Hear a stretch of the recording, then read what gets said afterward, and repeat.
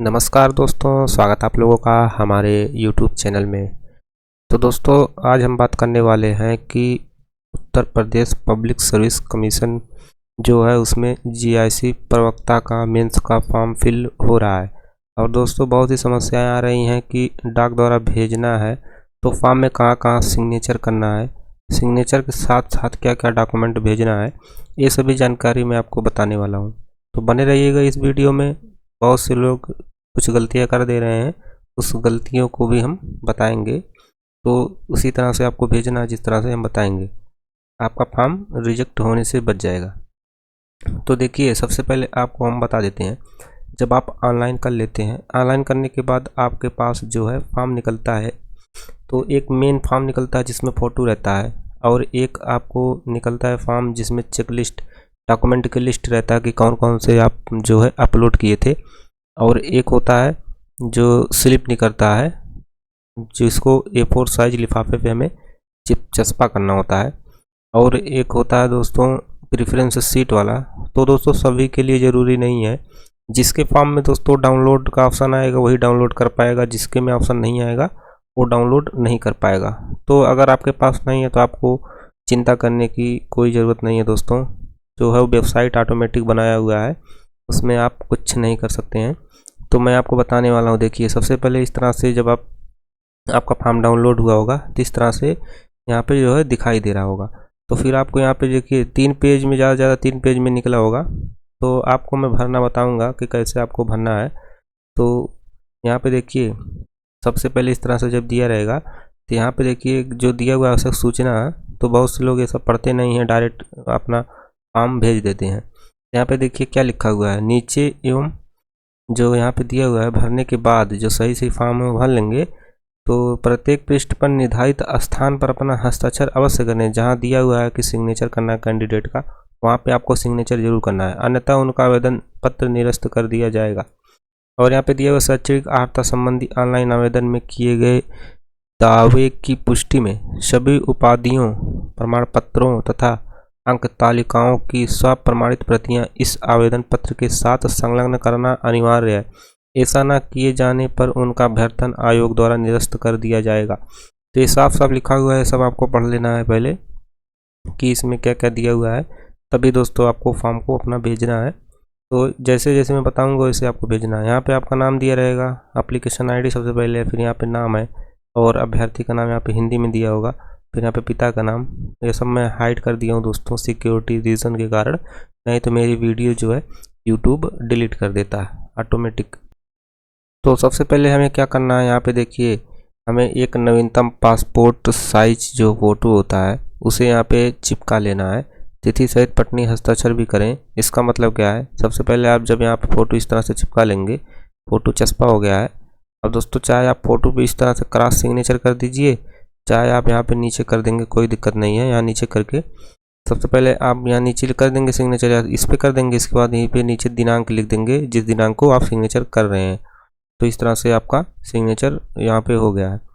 और यहाँ पे थोड़ा सा और नीचे जब आ जाते हैं, यहाँ पे देखिए अभ्यर्थी का हस्ताक्षर दिया हुआ है। तो यहाँ पे आप अपना सिग्नेचर कर लीजिएगा, जिस तरह से करते होंगे आप उस तरह से अपना सिग्नेचर यहाँ पे कर लेंगे। फिर थोड़ा सा नीचे आते हैं जो है सेकंड नंबर में, सेकंड वाले में सबसे पहले आपको एक चीज़ ध्यान देना है। सबसे पहले चीज़ आपको ये ध्यान देना है कि आप जो यहाँ पर डिटेल भरे हैं इसको अपने मार्कशीट से पहले मिला लेना है, क्योंकि संशोधन का भी चांस है, एक बार संशोधन फॉर्म अपना कर सकते हैं दोस्तों। तो यहाँ पे सबसे पहले ये सब आपको मिला लेना है कि जो भरा हुआ है ये सही है कि नहीं सही है। अगर कोई भी गलती दोस्तों इसमें है, यहाँ देखिए ये सब दिया हुआ है, भूतपूर्व सैनिक हैं, दिव्यांग हैं या स्वतंत्र संग्राम सेनानी, तो ये सब आपको मिला लेना है। उत्तर प्रदेश की महिला यहाँ पे हाँ है, बहुत सी महिलाओं के यहाँ पे नहीं भी होगा तो उनका यहाँ पे संशोधन कर लेना है। वैसे किसी का नहीं होगा, लेकिन हो भी सकता है दोस्तों, गलती तो होती है बहुत से लोगों से। तो फिर यहाँ पे इस तरह से देखिए इंटर है, तो इंटर का डिटेल पूरा आपको मिला लेना है, किस बोर्ड से किए हुए हैं, यहाँ पे स्नातक किस बोर्ड से है। तो यहाँ पे सब मिला के आपको जो है दोस्तों तभी आगे बढ़ के आपको अपना जो फॉर्म है भेजना है, पहले मिलाना तभी भेजना है। अगर कोई गलती निकल गई तो फिर आपको संशोधन करके तब भेजना है। पहली बार इसे आप ऑनलाइन करवाए साइबर कैफ़े वाले से, उसने भर दिया, कोई भी चीज़ गलत कर दिया, आप डायरेक्ट उसको भेज देंगे तो दोस्तों फिर आपका ही नुकसान होगा। तो यहाँ पे देखिए सबसे पहले अभ्यर्थी की फिर यहाँ पे सिग्नेचर दिया हुआ है, यहाँ पे अपना सिग्नेचर कर लेंगे, जैसे फॉर्म में किए थे उसी तरह से करना है। फिर आपको क्या करना है, थोड़ा सा नीचे आना है, ये सब आपको पढ़ लेना है कि जब दिया हुआ है सब क्या सही चीज़ यहाँ पे है। बीएड उपाधि आपके पास है, हाँ 2 वर्ष यहाँ पे प्रादेशिक सेना में अगर आप किए रहेंगे तो यहाँ पे भी हाँ रहेगा। अगर सर्टिफिकेट आपके पास हो यहाँ पे यस नो में आपको जवाब देना होता है।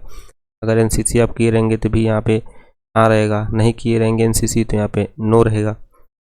फिर यहाँ पे देखिए पूछ रहा है कि आप संघ लोक सेवा आयोग जो है डिपार्ट हुए थे, ये सब आपको हाँ और ना में जवाब देख लेना है। यहाँ पे देखिए मोबाइल नंबर दिखाएगा, यहाँ पे ईमेल दिखाई देगा। फिर यहाँ पे दिया है वार्षिक आय सभी संसाधनों से, तो बहुत से लोग पूछ रहे हैं दोस्तों यहाँ पे जो पिता का आय है उससे भरें या अपने आय से भरें। तो दोस्तों चाहे अपने आय से भरिए चाहे पिता के आय से भरिए, उससे कोई दिक्कत नहीं होने वाला है। जब आय प्रमाण पत्र देखेंगे आप, उसमें लिखा होता है समस्त स्रोतों से पारिवारिक आय होती है दोस्तों, किसी एक की नहीं होती है, समस्त स्रोतों से पारिवारिक आय होती है। इससे कोई दिक्कत आपका नहीं है, आप अपना आय का यहाँ पे जो है भर सकते हैं। और माता का व्यवसाय यहाँ पे होम मेकर भर देंगे तो ठीक है। यहाँ पे होम मेकर का अर्थ होता है गृहिणी। तो यहाँ पे अगर जॉब करती हैं, सरकारी नौकरी करती हैं माता जी, उसमें ऑप्शन दिया रहता है तो उसको आपको सिलेक्ट कर लेना है। डॉक्टर है, मास्टर है, गवर्नमेंट सर्विस है या प्राइवेट सर्विस है, सब कुछ दिया है। उसमें देख के फिर तब आय प्रमाण पत्र जो उनका बना होगा या दोस्तों आपका ही बना होगा, तब आपका कम में नहीं बनेगा, तब आपका दोस्तों बनेगा उनके सैलरी के हिसाब से, तो वही आपको भरना होगा। फिर यहाँ पे जो है ये देखिए दिया हुआ है डिक्लेरेशन फॉर्म है, इसको आपको पढ़ लेना है। पढ़ने के बाद यहाँ पे दिनांक यहाँ पे भर देना है, जिस दिनांक को आप भेज रहे हैं। भरने के बाद फिर यहाँ पे देखिए यहाँ पे जो है संलग्नकों की संख्या है। सबसे मेन चीज़ तो यही है दोस्तों, आपको क्या क्या भेजना होगा जो है जीआईसी के लिए। तो दोस्तों यहाँ पे जैसे देखिए जो आपके पास चेकलिस्ट निकली होगी सभी डॉक्यूमेंट की, प्रिंट किए होंगे, तो उसमें सभी में जो सामने देखेंगे उसके लिखा होगा अपलोडेड, और जो है सही का चिन्ह भी लगा होगा। तो अपलोडेड व्यू वाला ऑप्शन दिया होगा, तो उसी पे आपको जो है देखना है कि मैंने कौन सा अपलोड किया। जो अपलोड नहीं हुआ होगा उसमें कुछ नहीं लिखा होगा। जैसे देखिए यहाँ पे जैसे फॉर्म है, इसमें हाई स्कूल मार्कशीट अपलोड किए होंगे, सर्टिफिकेट वाले में भी मार्कशीट ही अपलोड किए होंगे। अगर सर्टिफिकेट आपका अलग अलग नहीं होगा तो, इंटर का अगर अलग अलग होगा तो अलग अलग अपलोड किए होंगे। स्नातक का 3 साल का अपलोड किए होंगे, एक ही में पीडीएफ बना के आपको अपलोड करना है दोस्तों, एक ही में पीडीएफ बना के आपको अपलोड करना है। तो इस तरह से आपको स्नातक हो गया है, फिर स्नातक की डिग्री अपलोड किए होंगे, फिर स्नातकोत्तर पीजी की डिग्री अपलोड किए होंगे, फिर बीएड की डिग्री अपलोड किए होंगे। तो इस तरह से देख लेंगे, सब इसी सीक्वेंस में आपको लगाना होगा। सबसे पहले आप जो है इस फॉर्म को लगाएंगे, इस फॉर्म को लगाने के बाद आपको डॉक्यूमेंट की लिस्ट जो निकलती है उसको लगा देंगे। डॉक्यूमेंट की लिस्ट के बाद आपको फिर जो है अगर प्रेफरेंस सीट मिला होगा तो उसको लगाना है, नहीं तो आपको इस तरह से साइन वगैरह कर लेना है, जैसे मैं बता दिया हूँ दोस्तों। साइन वगैरह करने के बाद फिर देखिए, तो सबसे पहले यहाँ पे आपको लगा लेना है हाई स्कूल की मार्कशीट और हाई स्कूल की सर्टिफिकेट। इसके बाद फिर यहाँ पे इंटर की मार्कशीट लगा लेना है और इंटर की सर्टिफिकेट आपको लगा देना है। इसके बाद फिर जो है ग्रेजुएशन जो होता है, बीए बीएससी बीकॉम जो भी होगा, तो उसकी 3 साल की यहाँ पे आपको मार्कशीट लगाना है। और फिर उसी के पीछे बाद में तीनों के बाद एक सर्टिफिकेट भी लगाना है, डिग्री। अगर डिग्री नहीं है तो आप प्रोविजनल बना लेना दोस्तों, प्रोविजनल से आपको यहाँ पे काम चल जाएगा। वही प्रोविजनल ऑनलाइन करते हुए आपको भर देना है। फिर इसके नीचे आपको लगाना है पीजी का डिटेल, पीजी में पीजी की मार्कशीट हो गई है और पीजी की डिग्री लगा देना है फिर इसी के मार्कशीट के पीछे। फिर दोस्तों आपको बीएड लगाना है, बीएड की मार्कशीट लगाना है। दो वर्ष वाला होगा तो दोनों होगा, और अगर 1 वर्ष वाला होगा तो एक होगा मार्कशीट, तो मार्कशीट एक लगा देना है। और फिर यहाँ पे 01 सामने इस तरह से लिख देंगे। यहाँ पे पीजी की मार्कशीट जो है इसमें 02 मार्कशीट होता है, और इसमें जो है 3 मार्कशीट होगा, इस तरह से 3 इस तरह से लिख देंगे। फिर यहाँ पे जो है बीएड डिग्री लिख देंगे। फिर बीएड डिग्री लिखने के बाद यहाँ पे लिखेंगे 01, मतलब एक बीएड की डिग्री भी होगा। अगर यहाँ पे 2 वर्ष वाला होगा तो यहाँ पे 2 मार्कशीट होगा दोस्तों, एक फर्स्ट ईयर एक फाइनल ईयर, इस तरह से 2 लिख देंगे। कहाँ लिखना है आपको दोस्तों तो ये भी आपको हम बता देते हैं। तो यहाँ पे जो लिखना है यहाँ पे बता देते हैं कहाँ लिखना है। वीडियो पे बने रहिएगा, चैनल को सब्सक्राइब करिएगा, बेल आइकन दबाइएगा और दोस्तों वीडियो अच्छा लगा हो तो शेयर भी करिएगा। देखिए सबसे पहले यहाँ पे लिखेंगे, अब जैसे बीएड हो गया, बीएड के बाद फिर आपका क्या बचा हुआ है दोस्तों, बीएड के बाद जो है आपका जो बचा होगा उसमें जाति प्रमाण पत्र, निवास प्रमाण पत्र और दोस्तों आय प्रमाण पत्र अपना वो भी लगा दीजिएगा, बना होगा तो उसे लगा दीजिएगा, ज़रूरी है। फिर आपको आधार लगाना है। और दोस्तों यहाँ पे जो है अगर आपके पास आप दिव्यांग वगैरह है तो दिव्यांग प्रमाण पत्र लगाना है। दिव्यांग होंगे तो आप फॉर्म में भी भरे होंगे दिव्यांग। और अगर आप कहीं गवर्नमेंट जॉब करते हैं किसी भी विभाग में तो आप एनओसी सर्टिफिकेट लगा सकते हैं, वहाँ पे लगाना अनिवार्य। दोस्तों जब भर देंगे तो आपको लगाना होगा, अगर ऑप्शनल है छोड़ देंगे तो नहीं लगाना होगा। तो जो ऑप्शनल है अगर आप उसको छोड़ देंगे तो नहीं लगाना होगा, जो मैंडेटरी है उसे ज़रूर लगाना होगा। तो बीएड वगैरह सब मैंडेटरी है दोस्तों, इसको तो ज़रूर लगाना ही है। अगर सर्टिफिकेट नहीं है डिग्री तो आपको प्रोविजनल बनवा लेना है, मैं बार बार बता रहा हूँ, कहीं से भी बनवाना आपको बनवा लेना। बहुत से लोग बोल रहे हैं यूनिवर्सिटी जो थी वो बंद हो गई है, नहीं बन रहा है, 10 तक बंद है।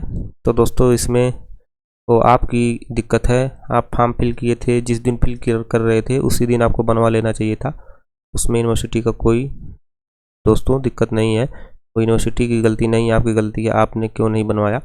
जब आप फॉर्म भर रहे थे तो उसमें पहले नोटिफिकेशन आपको पढ़ना चाहिए, तभी आप नोटिफिकेशन पढ़ेंगे जान पाएंगे क्या क्या डॉक्यूमेंट लगेगा। तो आप लोग ये सब पढ़ते नहीं हैं, इस डायरेक्ट आ जाते हैं दोस्तों फॉर्म भरने। फिर यहाँ पे देखिए जैसे मान लीजिए मेरा सब कुछ मिला के हो गया है, यहाँ पे जो है इस तरह से कि 14 डॉक्यूमेंट अंकों में, फिर यहाँ पे शब्दों में लिख देना है इस तरह से, जैसे लिख दे रहा हूँ मैं 14, इस तरह से लिख दिया हूँ। फिर यहाँ पे विवरण देना है कि कौन कौन सा यहाँ पे जो है आप लगाए हैं, लगा रहे हैं। तो यहाँ पे देखिए सबसे पहले इस तरह से लिखेंगे हाई स्कूल, इस तरह से लिख देंगे। इसके बाद कामा लगा के इंटर, फिर कामा लगा के जो है ग्रेजुएशन या बीए, तो ग्रेजुएशन लिखेंगे ठीक रहेगा।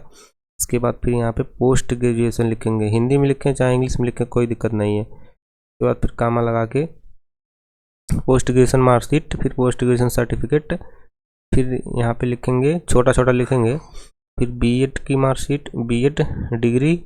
इसके बाद यहाँ पे जो है फिर यहाँ पे आय प्रमाण पत्र लिखेंगे, फिर यहाँ पे जाति प्रमाण पत्र लिखेंगे, फिर इसी के नीचे देखिए यहाँ पे जगह खाली है, इस लाइन में पूरा लिखेंगे जो होगा आधार कार्ड, और यहाँ पे निवास प्रमाण पत्र, और यहाँ पे एनओसी सर्टिफिकेट अगर है, तो इस तरह से सब कुछ आपको लिख देना है। लिखने के बाद आपको जो है इसी क्रम में जैसे जैसे लगाए रहेंगे उसी क्रम में आपको लिखना होगा। लिखने के बाद फिर यहाँ पे आपको दिनांक भर देना है। इसके बाद यहाँ पे आपको अपना सिग्नेचर करना है, देखिए दिनांक सहित। तो जैसे यहाँ पे जैसे मान लीजिए आपका नाम यहाँ पे है सुरेश, इस तरह से सुरेश आप अपना सिग्नेचर करेंगे, इस तरह से सिग्नेचर कर देंगे। इसके बाद यहाँ पे दिनांक लिख देंगे 01/08 यहाँ पे 2026, इस तरह से आपको लिख देना है। इस तरह से आपको लिख देना है, सिग्नेचर कर देना है। हस्ताक्षर न होने पर आवेदन पत्र अस्वीकृत कर दिया जाएगा, यहाँ पे इस तरह से देखिए लिखा हुआ है। तो यही थी प्रक्रिया दोस्तों। अगर आपको और भी क्लियर करना है तो यहाँ पे देखिए हमने लिस्ट भी लेकर आया हुआ है। यहाँ पे जैसे अनिवार्य फॉर्म एवं प्रिंट आउट, तो यहाँ पे जो है देखिए आवेदन जो ऑनलाइन आप भेजेंगे, ऑनलाइन आवेदन का फाइनल प्रिंट आउट आपको भेजना होगा। इसके बाद आयोग द्वारा निर्धारित जो है प्रपत्र डाउनलोड करना होता है, जैसे प्रपत्र में एड्रेस स्लिप वगैरह होता है जो वही होता है, इसमें जो प्रेफरेंस सीट वगैरह होता है। फिर यहाँ पे आवेदन फीस रसीद तो इसमें लागू नहीं है दोस्तों, ये जो फीस रिसिप्ट इसमें निकलता नहीं है। आप लोग अगर सोच रहे फीस रसीद नहीं आया है कोई दिक्कत नहीं है, यहाँ पे देखिए लागू नहीं है तो कुछ उसको छोड़ देंगे। शैक्षिक दस्तावेज में जैसे देखिए यहाँ पे हाई स्कूल, इंटर मार्कशीट एवं प्रमाण पत्र दोनों देखिए लिखा हुआ है। फिर यहाँ पे इसी तरह से आप लिख सकते हैं दोस्तों, वहाँ भी यहाँ फॉर्म में जो है यहाँ पे हाई स्कूल मार्कशीट तथा सर्टिफिकेट, फिर लिख सकते हैं इंटर मार्कशीट तथा सर्टिफिकेट, इस तरह से भी आप लिख सकते हैं, कोई दिक्कत ना होने वाला है। और यहाँ पे स्नातक देखिए जो दिया हुआ है सभी वर्षों या सेमेस्टर की मार्कशीट और डिग्री जीआईसी प्रवक्ता पद के लिए अनिवार्य है। बीएड यहाँ पे देखिए दिया हुआ है, इसका भी डिग्री आपको लगाना ही अनिवार्य है।